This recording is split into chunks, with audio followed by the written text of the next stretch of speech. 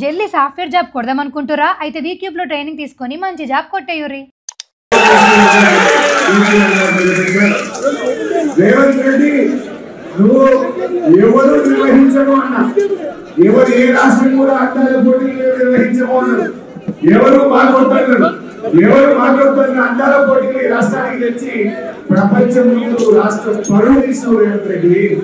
ఇవాళ ఈ దేశ పరువు, ఈ రాష్ట్ర పరువు మంట కలిపిన రేవంత్ రెడ్డి. ఇలా అందరూ కావాలన్న ఈ కార్ రేసింగ్ పోటీలో మన రాష్ట్రానికి తెచ్చి మన గౌరవాన్ని తెచ్చింది కేసీఆర్ గారు. అయితే ఎవరు వద్దన్నటువంటి అందాల పోటీలు నిర్వహించి ఈ రాష్ట్రాన్ని అప్రతిష్ట పాల్చేసిన చరిత్ర రేవంత్ రెడ్డి ప్రభుత్వం. ఇలా మీరు చూస్తున్నారు. ఎందుకు పిలిచారు? ఆల్రెడీ కేటీఆర్ గారు అన్ని విషయాలు చెప్పారు. కేవలం డైవర్షన్ పాలిటిక్స్. రేపేదో స్థానిక సంస్థల ఎన్నికలు పోవాలి కనుక కేటీఆర్ గారు ఇబ్బంది పెట్టు బీఆర్ఎస్ కుటుంబ సభ్యులను, మా ఎమ్మెల్యేలను, మా కార్యకర్తలను, మా సోషల్ మీడియా యాక్టివిస్టుల మీద కేసులు పెట్టి ఆయన ఏదో అటెన్షన్ డైవర్షన్ చేద్దాం అనుకుంటున్నారు. కుల్లా ఉన్నది. రాష్ట్ర ప్రభుత్వ ఖజానా నుంచి ఆ కంపెనీ అకౌంట్ లోకే పోయింది. ₹1 ఇటుపోలే, ₹1 అటుపోలే, ₹1 ఇంకెక్కడికి పక్కదారి పట్టలేదు. అందులో కేసే లేదు.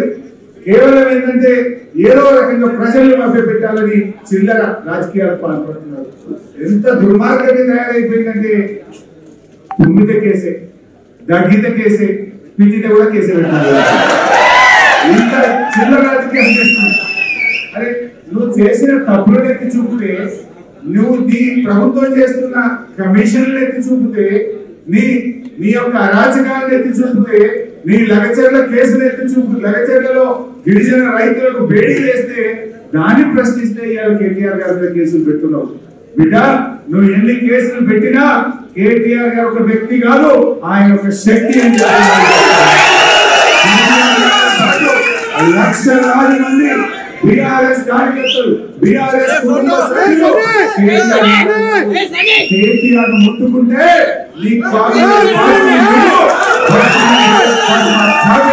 హెచ్చరిస్తూ నేను ఎక్కువ టైం తీసుకోకుండా గవర్నర్ కేటీఆర్ గారిని మాట్లాడాల్సిందిగా కోరుతున్నాను.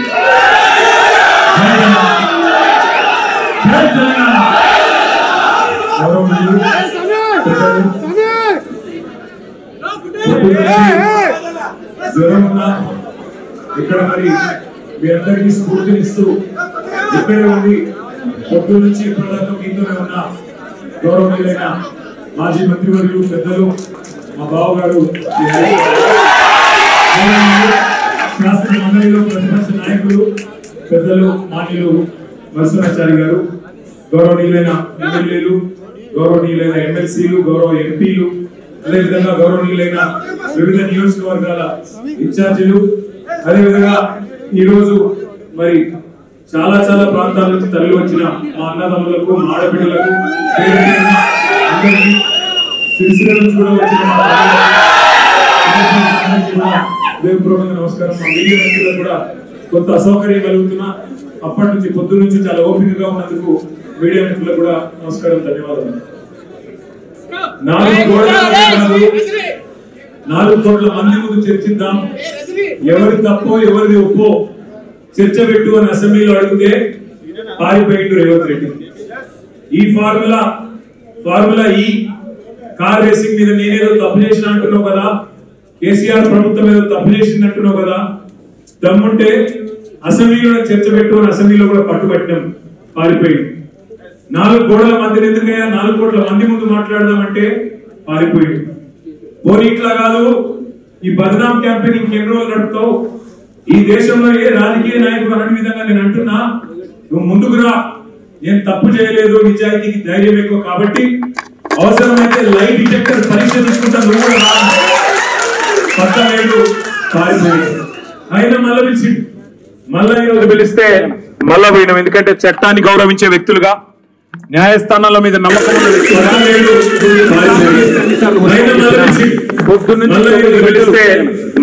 ఎందుకంటే చట్టాన్ని గౌరవించే వ్యక్తులుగా, న్యాయస్థానాల మీద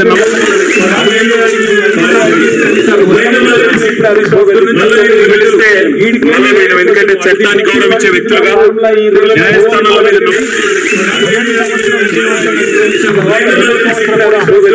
ఉండాలి అని చెప్పి ప్రభుత్వ పరంగా విధానపరమైన నిర్ణయం తీసుకున్నాము. తీసుకొని మరి కొంత డబ్బులు చెల్లించినాం. ఒక్క రూపాయి కాదు కదా, ఒక పైసా కూడా అవినీతి జరగలేదు. ఈడికెళ్ళి పైసా పోయింది, అక్కడ ఉన్నది, ఇలా అవినీతి ఎక్కడ ఉంది అనే అవినీతి నిరోధక శాఖ అధికారులను అడిగినాం. సమాధానం లేదు. మెమ్మెమ్మే బెబ్బెబ్బే. ఏంది అంటే ఫైల్ ఇటు పోయిందా, ఇటుకెళ్ళి పోయిందా, నువ్వు కుడి చేపులకి వెళ్ళి ఇచ్చినావు పైసలు, ఎడమ చేపులకి వెళ్ళి ఇచ్చినావు పైసలు అని చెప్పి పనికిమాలిన ప్రశ్నలు తప్ప, చిట్టినాయుడు రాసిచ్చి పంపిన ప్రశ్నలు తప్ప ఏమీ లేదు విషయం. అందుకే నేను మొన్న చెప్పినా మళ్ళీ చెప్తున్నా, ఇది లొట్టపీస్ కేసు. ఈయన ఒక లొట్టపీస్ ముఖ్యమంత్రి. ఏది కాదు, వీళ్ళతోని ఏం చేయరాదు. పరిపాలన చేత కాదు, పరిపాలన చేత కాదు. ప్రజలకిచ్చిన హామీలు నెరవేర్చే దమ్ము లేదు. అందుకే దద్దమ్మ రాజకీయంతో ఇవాళ తప్పించుకునే ప్రయత్నం చేస్తా ఉన్నారు. మొన్ననే మన నాయకుడు పెద్దలు తెలంగాణ సాధించిన రాజకీయ కేసీఆర్ గారిని కమిషన్ ముందుకు పిలిచిండు. అంతకుముందు హరీష్ రావు గారిని కమిషన్ ముందుకు పిలిచిండు. ఆయనకున్నదంతా ఒకటే షోకు. ఇప్పుడు నేను నెల రోజులు జైలున్నా లుచ్చా పని చేసి వీళ్ళని కూడా పెట్టాలి ఒక కొన్ని రోజులు, అదొక్కటే ఆయన షోకు. ఆయనకున్న పైశాచికానందం అదొక్కటే. సాడిస్టులు ఉంటారు చూడు కొంతమంది, నాకు దక్కంది ఎవరికి దక్కద్దు అన్నట్టు, నాకు జరిగింది నీకు కూడా జరగాలన్నట్టు ఆయన ఎట్టి పరిస్థితిలో కొన్ని రోజులు జైల్లో పెడదామన్నది ఆయన షోకు.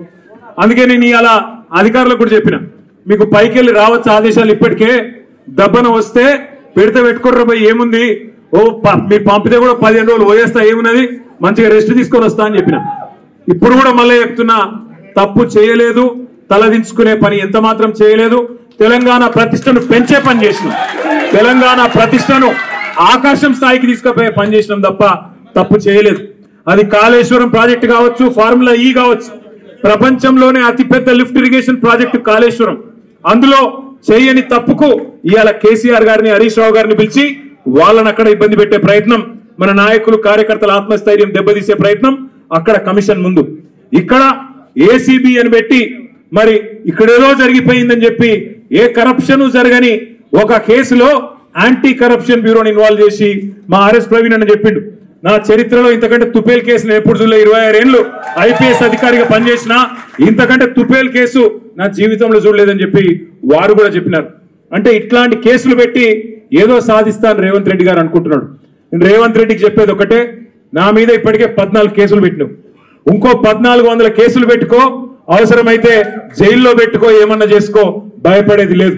తెలంగాణ కోసం ఆనాడు జైలుకు పోయినాం, ఇవాళ అవసరమైతే తెలంగాణ ప్రతిష్టను పెంచడానికి తీసుకున్న ఒక నిర్ణయం వల్ల మళ్ళీ జైలుకు పోవాల్సి వస్తే కూడా భయపడేటోడు ఎవడు లేడు. నీ ఉడత ఊపులకు ఎట్టి పరిస్థితుల్లో భయపడం.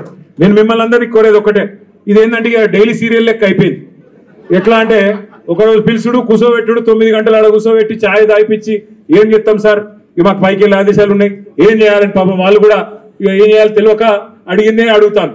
అందుకే నేను మీకు కూడా రిక్వెస్ట్ చేసేది ఒకటే, మనం అందరం కూడా కాన్సన్ట్రేషన్ చేయాల్సింది, మనందరం కూడా పార్టీగా ఆలోచన చేయాల్సింది, దృష్టి సారించాల్సింది 2-3 పనుల మీద. ఒకటి, ఖచ్చితంగా మరి మనం రాబోయే స్థానిక సంస్థల ఎన్నికల్లో ఒక్కొక్క ఊర్లో బరి గీసి లైన్ గీసి ఒక్కొక్క కాంగ్రెస్ పార్టీ నాయకుని ఫుట్బాల్ ఆడు ఎట్లా కాంగ్రెస్ పార్టీని చిత్తుగా ఓడగొట్టాలి లోకల్ బాడీ ఎలక్షన్ లో, దాని మీద దృష్టి పెడదాం. రెండవది, ఈ నెల 21వ తారీఖున కాళేశ్వరం ప్రాజెక్టు ప్రారంభించి సరిగ్గా 6 సంవత్సరాలు కాబోతా ఉన్నది. 2019 ఆనాడు జూన్ 21 నాడు మాన్యులు పెద్దలు మన తెలంగాణ తొలి ముఖ్యమంత్రి కేసీఆర్ గారు కాళేశ్వరం ప్రాజెక్టును జాతికి అంకితం చేసిన రోజు జూన్ 21. మరి ఆ రోజు కూడా సార్ను అడిగి మనం పార్టీగా ఒక నిర్ణయం తీసుకొని ఏం చేసి మళ్ళీ ఒక్కసారి కాళేశ్వరం గొప్పదనం ప్రజలకు చెప్దాం, ఆలోచన చేయాల్సిన బాధ్యత మన మీద ఉంది. రాష్ట్ర వ్యాప్తంగా కొంత కార్యక్రమం చేయాల్సిన బాధ్యత కూడా మన మీద ఉంది.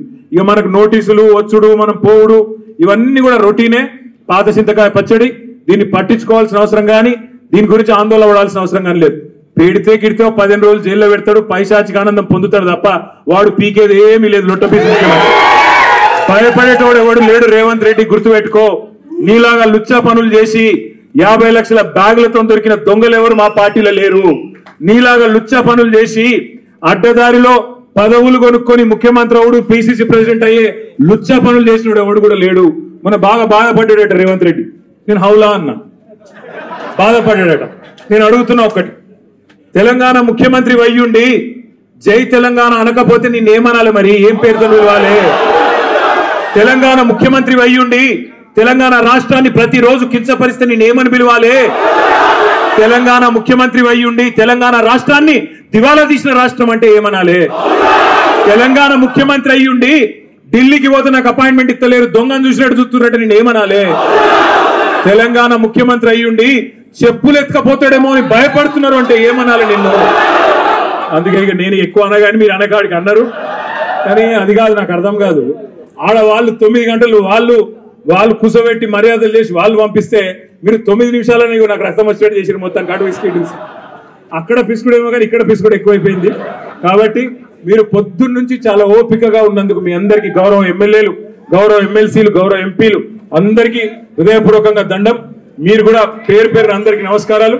జై తెలంగాణ, జై తెలంగాణ, జై కేసీఆర్, జై కేటీఆర్.